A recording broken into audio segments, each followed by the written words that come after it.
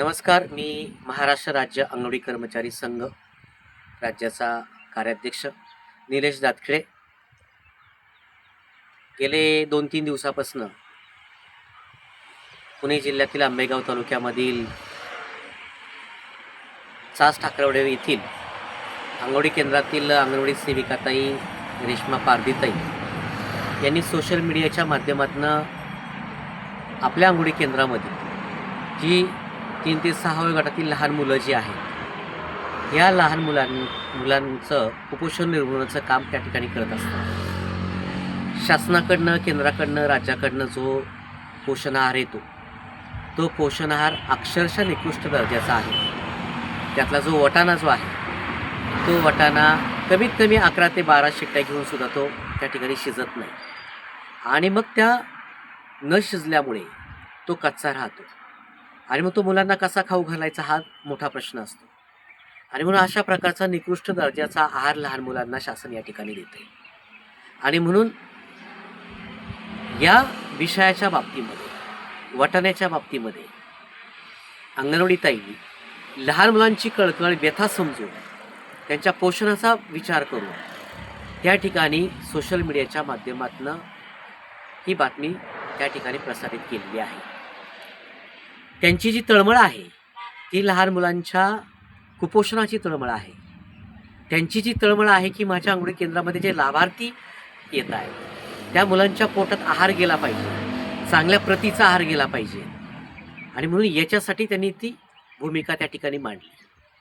परंतु अशा परिस्थितीमध्ये या ठिकाणी ती सोशल मीडियावरती प्रसारित झाल्यानंतर, त्या ठिकाणी ती महाराष्ट्रभर गेल्यानंतर त्या ठिकाणी असा प्रश्न निर्माण झाला की अंगणवाडी सेविका यांनी स्वतःच्या गणवेशाचा, केंद्राचा आणि पदाचा वापर केला, अशा प्रकारचं नोटीस संबंधित ICDS प्रशासनाकडनं त्यांना त्या ठिकाणी देण्यात आलेलं आहे. मुळातच याची पहिली सखोल चौकशी व्हायला पाहिजे होती नोटीस देण्याच्या अगोदर. ती नोटीस देण्याची चौकशी न करता त्यांना जे काही नोटीस देण्यात आलेलं आहे हे बेकायदेशीर आहे.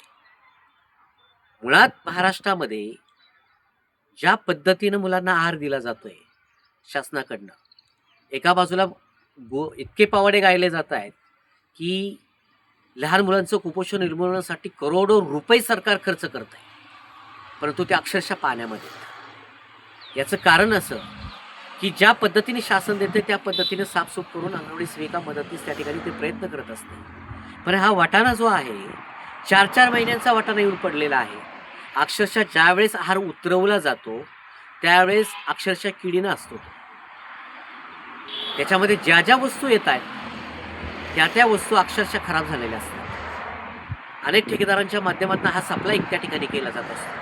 अनेक वेळा अंगणवाडी सेविका मदतीसांनी याच्या बाबतीमध्ये प्रशासन लेवल असेल, शासन स्तरावरती असेल, सातत्यानं तक्रार दाखल केलेल्या आहेत. याचे पंचनामे करायला जरी गेले तरी लॅबकडनं मात्र तो चांगला निकृष्ट आहे अशाच प्रकारचा त्या ठिकाणी तो पंचनामा त्या ठिकाणी त्याचा निकाल येत असतो. म्हणजे सरकारसुद्धा किती निर्लज्जपणाचा कळस आहे की त्याच्याकडे सुद्धा लहान मुलांच्या आहाराकडे दुर्लक्षितपणा करते. प्रत्येक जण आपली कातडी वाचवण्याचा प्रयत्न शासन स्तरावरती त्या ठिकाणी करत असतो. येणाऱ्या कालावधीमध्ये जर त्या ताईचं नोटीस जर मागं घेण्यात आलं नाही तर जिल्हाभरच्या अंगणवाडी सेविका मदतनीस त्या ताईच्या पाठीमागं उभ्या राहतील आणि 1 सप्टेंबरपासून पूर्ण कामकाज या ठिकाणी बंद पडेल पुणे जिल्ह्यातलं. त्यामुळे ज्या प्रशासनाने त्या ठिकाणी त्यांना नोटीस देण्यात आलेलं आहे ते नोटीस तातडीनं मागं घेण्यात यावं, त्या प्रकरणाची पूर्ण चौकशी करावी आणि तसा अहवाल त्या ठिकाणी शासनाला देण्यात यावा. कारण गेले कित्येक दिवस सातत्यानं अंगणवाडी सेविका महाराष्ट्रभर सगळीकडे या बाबतीमध्ये तक्रार करते, पण तक्रार घ्यायला कुणी दखल द्यायला नाही. राज्याच्या महिला बालविकास मंत्री आदितीताई तटकरे यांनी सुद्धा याच्यामध्ये लक्ष घालण्याची गरज आहे. माननीय आयुक्त मॅडम जे आहे सर देशमुख मॅडम, त्यांनी सुद्धा त्याच्यामध्ये लक्ष घालण्याची गरज आहे. आमचं म्हणणं आहे की प्रकल्प अधिकाऱ्यांनी याचे पंचनामे केले पाहिजेत. जर अंगणवाडी सेविका सूचना करते की हे खराब आहे, हे शिजत नाही, याचा परतावा रिटर्न झाला की नाही झाला, हे याचं माहिती गेली की नाही, हे ताबडतोबीने सोशल मीडियावरती पण त्यांनी जाहीर केलं पाहिजे. आमची विनंती आहे कृती समितीच्या वतीने या ठिकाणी पूर्ण आंदोलन छेडलं जाईल. त्यामुळं प्रशासनाला आमची विनंती आहे, ताबडतोबीनं तिचं नोटीस मागं घेण्यात यावं आणि तिला काम करण्यासाठी मुभा नीट ठेवावी. आजच्या निमित्तानं एवढंच आम्ही आपल्याला शासनाला सांगू इच्छितो. धन्यवाद.